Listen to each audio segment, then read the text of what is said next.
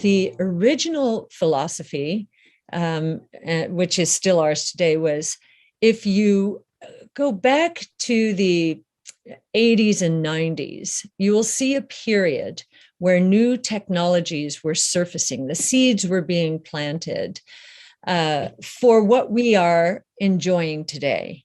Now, what happened in the interim is this fear of innovation became apparent during the tech and telecom bust.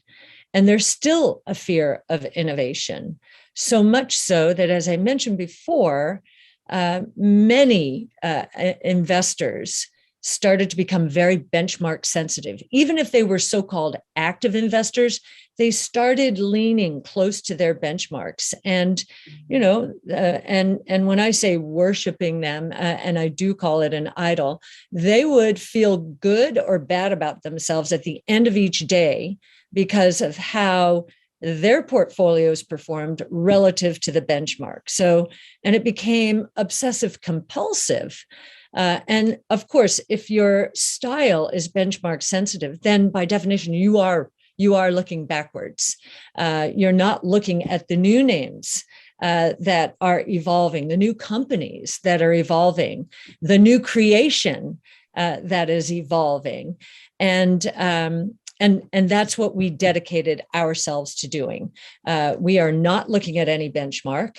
We are focused on the future, on the new creation, on these 5 platforms involving 14 different technologies that are all growing exponentially. And in fact, they're all in what you would recognize as various places on S curves.